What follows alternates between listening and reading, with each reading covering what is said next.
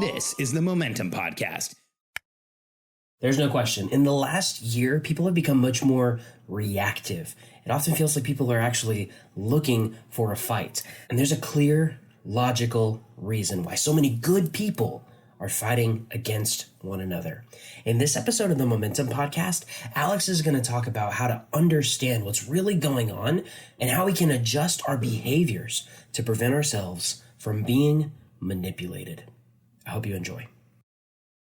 I'm Alex Sharfin, and this is the Momentum Podcast, made for empire builders, game changers, trailblazers, shot takers, record breakers, world makers, and creators of all kinds. Those among us who can't turn it off and don't know why anyone would want to. We challenge complacency, destroy apathy, and we are obsessed with creating momentum so we can roll over bureaucracy and make our greatest contribution. Sure, we pay attention to their rules, but only so that we can bend them, break them, then rewrite them around our own will. We don't accept our destiny, we define it. We don't understand defeat because you only lose if you stop, and we don't know how. While the rest of the world strives for average and clings desperately to the status quo, we are the minority, the few, who are willing to hallucinate there could be a better future. And instead of just daydreaming of what could be, we endure the vulnerability and exposure it takes to make it real. We are the evolutionary hunters, clearly the most important people in the world,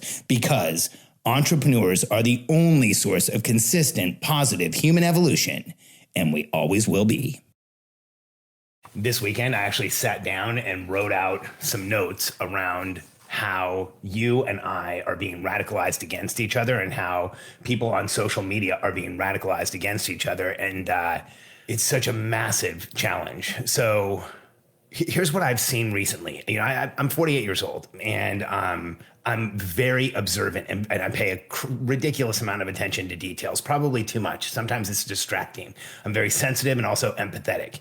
And when I look at what's happening right now today in the world, I see a population that is more ready to fight and attack each other and go against each other and insult each other than I've ever seen in my entire career and life as a coach, as a business person. This is more at a fever pitch than I've ever seen. Now, that being said, it's also because where I'm seeing that is the places where fighting and anger and anything that creates reactivity or anything that's sensational gets the most attention. And I'm going to talk about that in just a second.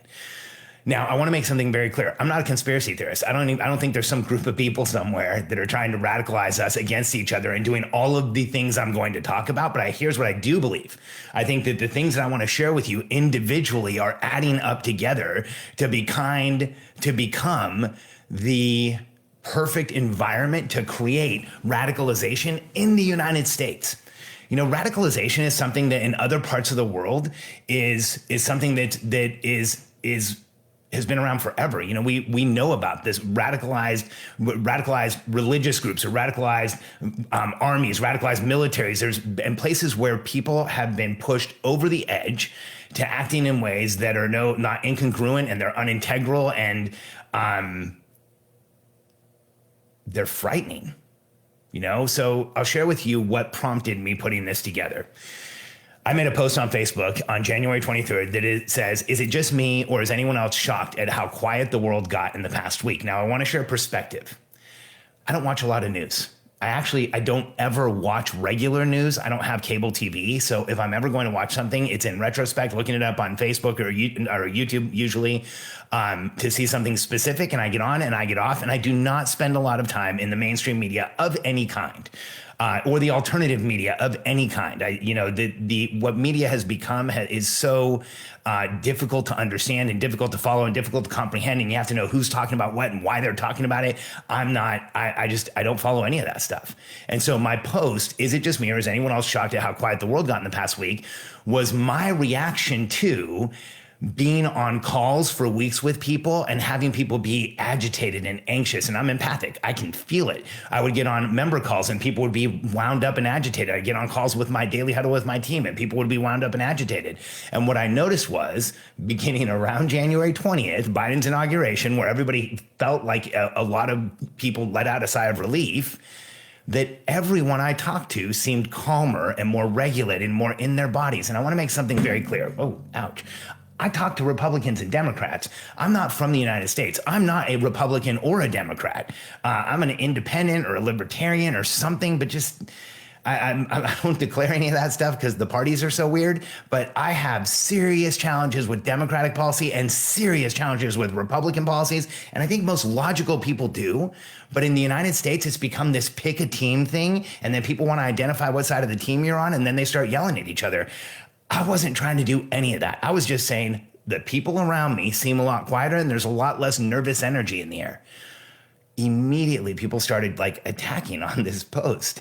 It was, what about this? And we all know why it's quiet. And we all know what happened in the mainstream media, this and that. And I'm like, people are literally walking around looking for a fight. And so that's why I'm doing this. That's why I wanted to do this live. And here's what I want to, I just want all of us to understand what groups do to radicalize people. So we've all heard of radicalization, right? Unfortunately, in the United States, it's almost like immediately tied to radical Islam. But let's get real. There's such a thing as radical Christianity. There's people in the United States who have been radicalized, who have acted in ways that's nuts based on their belief in Christianity. So you can radicalize around any religion. And here's how radicalization normally works. Number one, radicalization takes the stripping down of an identity. The military uses this. That's how they get people to go and fight. They strip down identity first. So you strip down identity. Any military in the whole world uses this, but militant groups do too. So first you strip an identity, and that usually comes with the change of clothing or the change of habit, the change of routine, the change of hair, some massive changes in people's lives. And then you install a new one step by step. You start feeding them information that at first is not too radical and believable. And then you just go a little further and a little further and a little further and a little further and a little further. And that's how you create a radicalized human being. And when you look at what's happened in the United States, I think what we all need to be aware of and start breathing around and meditating around and calming down around is that there doesn't need to be a conspiracy for these things to exist. See, the coronavirus has created this environment where so many people have had their identities challenged or lost. Millions of business owners have gone out of business and they've lost their identities. Tens of millions of people have lost their jobs. They've lost their identities. And a lot of people who had a routine and a process have lost that routine and process. Everyone I know has had relationships affected or damaged. And people are walking around more preloaded, more in fight or flight and in overwhelm than I've ever seen in my entire life. Most likely due to the coronavirus, but due to a lot, partially, but due to a lot of other things as well. And so here's why this is so important for us to understand. Did we go through massive change that removed identity? Absolutely. Were a lot of us bewildered and shocked and confused and overwhelmed and disoriented? 100%. I feel lucky that I've worked out of my home, I homeschool my kids. We haven't experienced that massive a change, but even without the tactical daily changes, we've still felt all of those things. And then when you look at the world around us today, there's a perfect environment to take us with our stripped down identities, totally disoriented, and then we get on these things called social media or news. And I want to talk about these individually. So social media, one of the biggest issues with this is that we create an environment that we think is reality. What we all have to understand is based on what we like, based on what we look at, based on what we add to our social media, based on what we post on social media, every one of these social media companies, 100% of them, have artificial intelligence that is running, watching us, and understands what to give us next to do the following: to make us feel validated, to make us feel like we're heard, to make us feel like we have compatriots out there that are supporting us and behind us, and then to piss us off. That's literally their pattern. Show you that you're in among friends and then get you angry, because anger is the most viral emotion online. And again, this is not a conspiracy theory. Artificial intelligence has figured this out. And so it's literally exactly what's happening to us every time we pick this up, and every time we go on social media, with every action we take, that artificial intelligence is getting smarter at radicalizing us, at feeding us more. And here's why it radicalizes us. AI has figured out that if it feeds increasingly radical information, increasingly extraordinary information, increasingly out on the edge information over time, people will keep watching. There was a month where on YouTube, there was a flat earth video that was served up over 32 million times because the artificial intelligence realized that if they slipped flat earth into all the other stuff, people would keep watching. We have to be aware of this if we're on social media. And then it's not just AI. Look at the news networks. When I was a kid, news was on ABC, NBC, and CBS. There was the fairness doctrine. Everything had to be equal. Everybody got fair time. So most people were arguing about who were arguing about the news were arguing about the same storylines. Today, we have so many news networks that not just are we creating this very custom environment here on social media that validates us, that radicalizes us more, we then add it to a news network.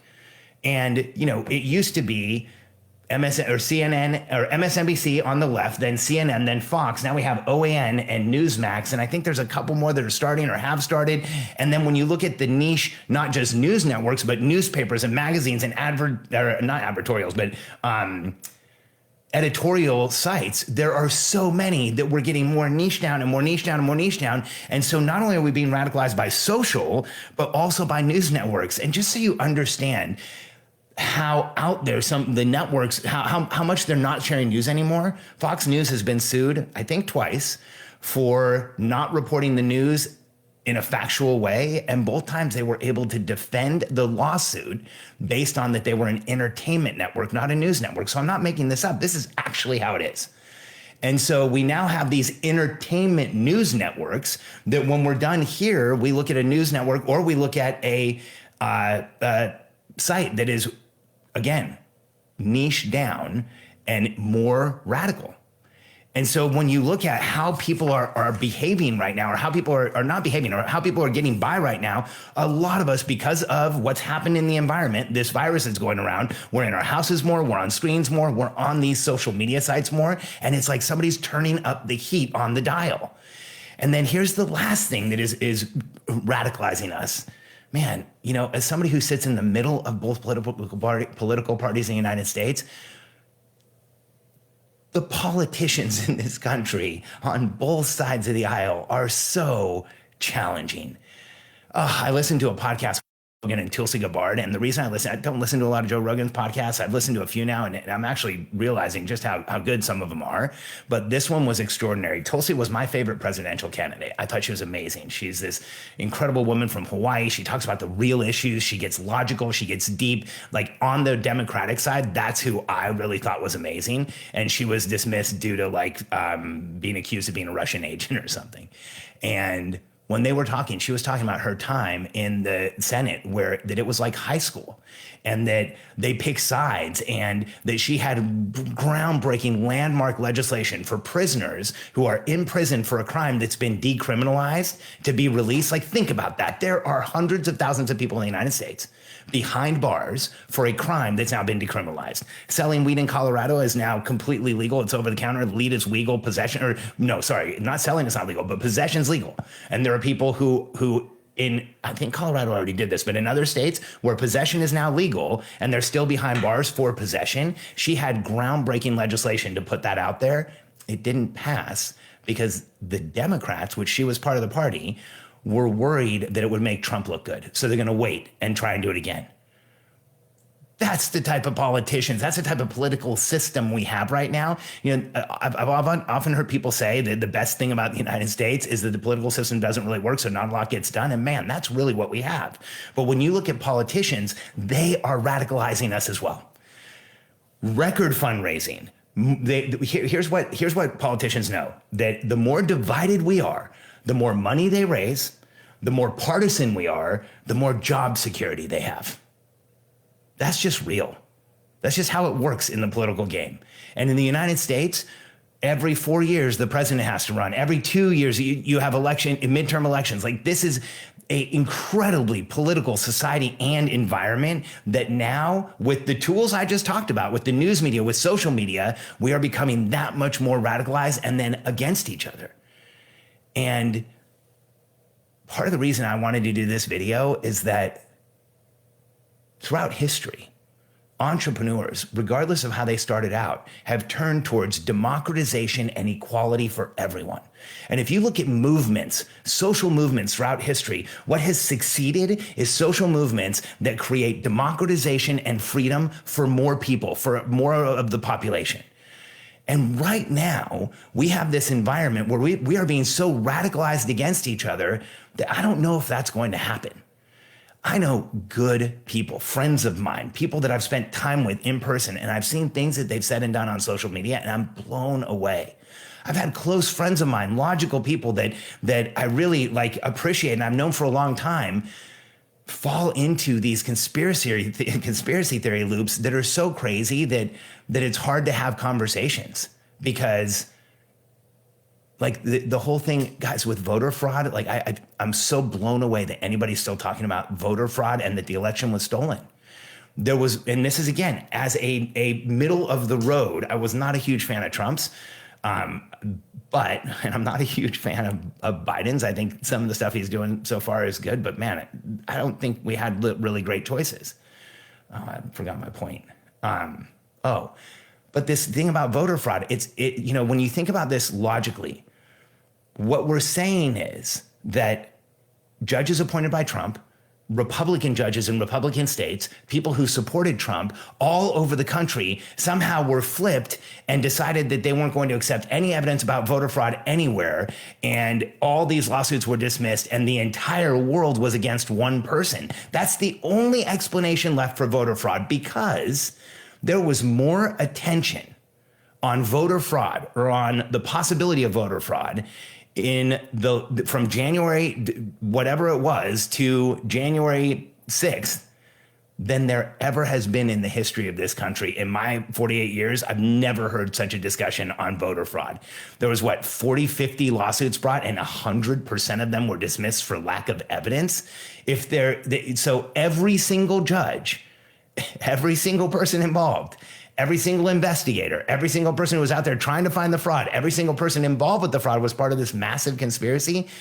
The only way to believe something like that is if you have become totally and completely radicalized, because it's illogical. It doesn't make sense. And so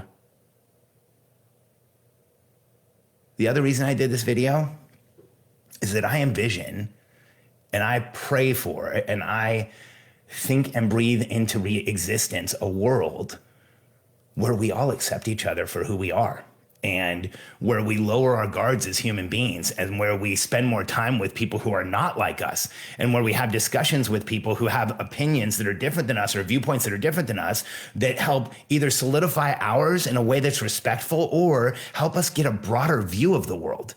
In 48 years, here's what I know for sure.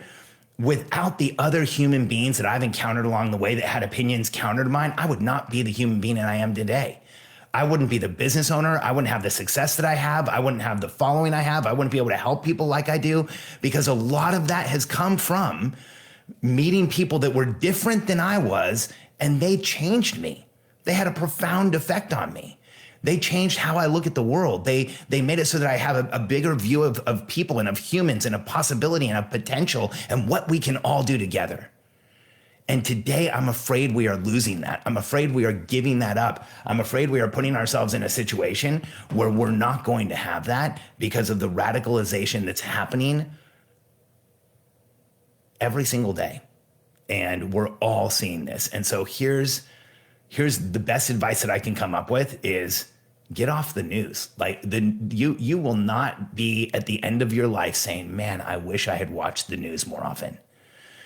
I used to be a news junkie. If you're somebody who's saying, I need to see it, I have to see it, I know I was able to break the habit. And it is incredibly peaceful not having the background dialogue of the news. And what I want you to know is if something important happens, within minutes, you're going to hear it. I remember, I don't watch the news. I found out that Kobe Bryant had passed away within 5 or 10 minutes of it happening. The thing that was happening at the Capitol, I actually got a text message from a friend in the middle of a webinar I was delivering. And so I always find out, just don't watch the news. You don't need it. And then this is a big one, which is so ironic that I'm on Facebook delivering this message, but be aware of your time on social media. Limit your time on social media, but limit your non-productive time. You know what? I go on social media because it's connection for me.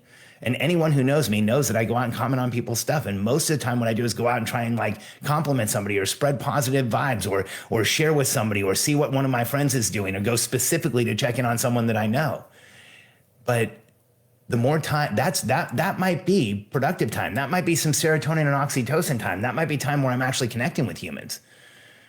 But limit your time on social media arguing with people and fighting with people and trying to win the logical argument, because what you see all the time is entrepreneurs spending so much time fighting and becoming more radicalized and not hearing each other and not focusing on their businesses that it actually it hurts my chest. I'm like sad that so many entrepreneurs are in this place where they're not like focusing on their growth.